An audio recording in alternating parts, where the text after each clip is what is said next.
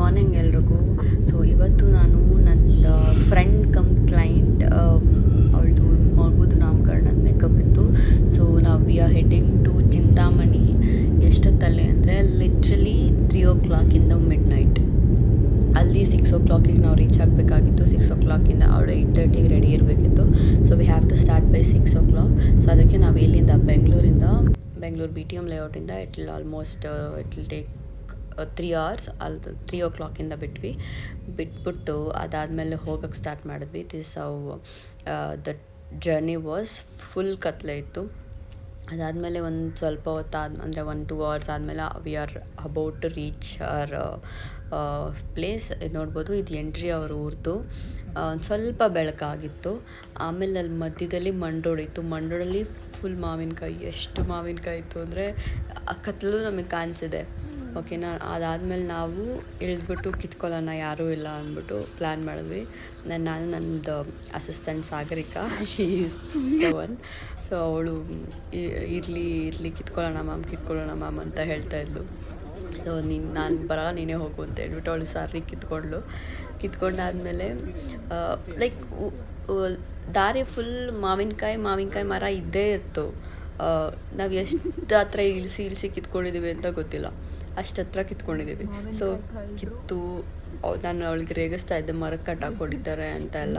Actually ಅಲ್ವಾ, ನಾವು ಹಂಗೆ ಮಾಡೋ ತಪ್ಪು. ನಾನು ಅವ್ರಿಗೆ ಹೇಳ್ತಾ ಇದ್ದೆ ಕಿತ್ಕೊಳ್ಳೋದಾದ್ರೆ ಕೇಳ್ಬಿಟ್ಟು ಕಿತ್ಕೊಳ್ಳೋಣ ಅಂತ. But they are not listening to me. So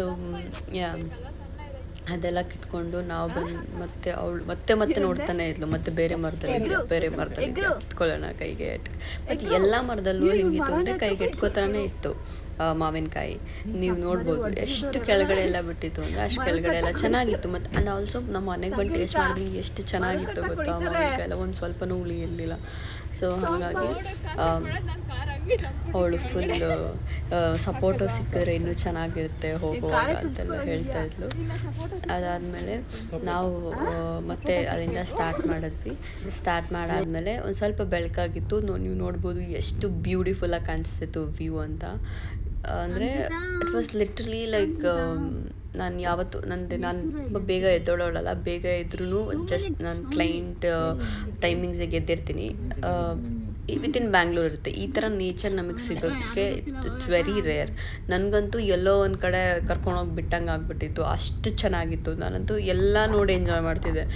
my teammates were like ನಿಮ್ಮನ್ನೆಲ್ಲೋ ಕರ್ಕೊಂಡು ಬಂದು ಬಿಟ್ಬಿಟ್ಟಂಗಿದೆ ಅನ್ನೋ ಥರ ಹೇಳ್ತಾಯಿದ್ರು.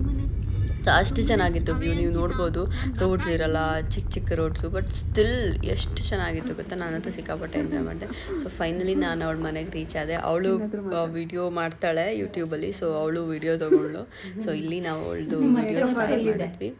ಮೇಕಪ್ ಮಾಡೋದೇ ಕೆಲಸ. ಮತ್ತೆ ವರ್ಕಲ್ಲಿದೆ ಅವಳಿಗೆ ಏನೋ ಮಾತಾಡ್ತಾ ಇದ್ವಿ. ದೆನ್ ಇಲ್ಲಿ ಸ್ಟಾರ್ಟ್ ಮಾಡಿದ್ವಿ ಮೇಕಪ್ಪು. ನಾನು ನಿಮಗೆ ಕಂಪ್ಲೀಟ್ ವಿಡಿಯೋ ಅಂದರೆ ಮೇಕಪ್ ಕಂಪ್ಲೀಟ್ ವಿಡಿಯೋನ ನಾನು ಬೇರೆ ವಿಡಿಯೋ ಮಾಡಿ ಹಾಕ್ತೀನಿ. ಜಸ್ಟ್ ಅ ಗ್ಲಿಮ್ಸ್ ನಾನು ಹೆಂಗೆ ಅವಳನ್ನ ರೆಡಿ ಮಾಡಿದೆ ಅಂತ. ಸೊ ಇದೆಲ್ಲ ಅಂದರೆ ಅವಳು ಯಾವ ಥರ ಕೇಳಿದ್ದು, ಸಟಲ್ ಲುಕ್ ಕೇಳಿದ್ದು, ತುಂಬ ಹೆವಿ ಬೇಡ ಅಂತ. ಸೊ ಸ್ಟಾರ್ಟ್ ಮಾಡಿದ್ವಿ. ಆಮೇಲೆ ಒಂದು ಸ್ವಲ್ಪ ಹೊತ್ತು ಚಿಲ್ ಮಾಡಿದ್ವಿ ಕೂತ್ಕೊಂಡು, ಟೈಮ್ ಇತ್ತು ಅಂತ.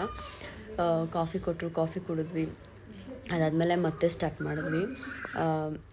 ಇಲ್ಲಿ ಅವಳು ಫುಲ್ ಅಗ್ರೆಸಿವ್ ಆಗಿ ದರ್ಶನ್ ಅವ್ರದ್ದು ಕೇಸ್ ಬಗ್ಗೆ ಫುಲ್ ಮಾತಾಡ್ತಾ ಇದ್ಲು.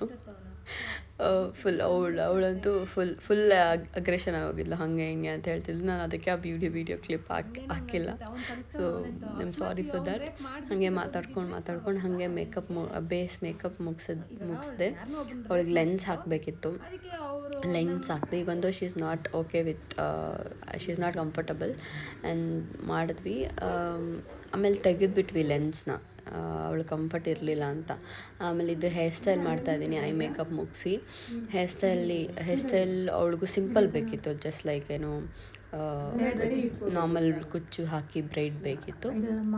ಸೊ ಅದು ಹಾಕಿದ್ದಾಯಿತು. So this is how the entire look ಬಂದಿದ್ದು ಅವಳಿಗೆ. She is wearing maroon sari. ತುಂಬ ಚೆನ್ನಾಗಿತ್ತು ಅವಳ ಮೇಕಪ್ಪು. ಅವಳು ಚೂಸ್ ಮಾಡಿದ ಪ್ಯಾಕೇಜ್ ತುಂಬ ಚೆನ್ನಾಗಿ ಕಾಂಪ್ಲಿಮೆಂಟ್ ಆಗ್ತಿತ್ತು. ಇಷ್ಟ ಆಯಿತು ಮೇಕಪ್. Full tired ಆಗಿದ್ವಿ. ಅಲ್ಲಿಂದ ಹೊರಟ್ವಿ ನಾವು. ಯು ಕ್ಯಾನ್ ಸಿ ನನ್ನ ಫೇಸ್ ಎಷ್ಟು ಟಯರ್ಡ್ ಆಗಿದೆ ಅಂತ ಯಾಕಂದರೆ 2:30 ಸೊ ಹಂಗೆ ಆಲ್ಸೋ ನನ್ನ assistant she is like my sister. Okay, Sagarika ಅಂತ, ಅವಳು ಫುಲ್ ಎಕ್ಸಾಸ್ಟ್ ಆಗಿದ್ಲು. ನೀವು ನೋಡ್ಬೋದು ನೈಟ್ ಬರ್ತಾ ನಮ್ಗೆ ಅಷ್ಟು ಕಾಣಿಸಿಲ್ಲ, ಲೈಕ್ ವೆದರ್ ಅಲ್ಲ, like nature.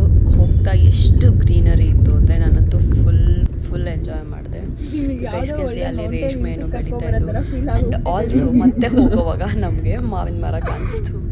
These like Sagarika ಹೋದಾಗ ನಾನು ಹೋಗಬೇಕು ಕಿತ್ಕೋಬೇಕು ಅಂತ, ಅಲ್ಲಿ ಯಾರಾದರೂ ಇದ್ದರೆ ಬರಬೇಕಾದ್ರಂತೂ ಬೆಳಗ್ಗೆ ರಾತ್ರಿ ಇತ್ತು, ಯಾರೂ ಇರಲಿಲ್ಲ. ಇವಾಗ ಯಾರಾದರೂ ಹೊಡಿತಾರೆ ಬೈತಾರೆ ಅನ್ನೋದು ನನಗಿತ್ತು. ನಾನಂತೂ ಕಾರಲ್ಲೇ ಕೂತಿದ್ದೆ, ನಾನು ಹೋಗಲಿಲ್ಲ.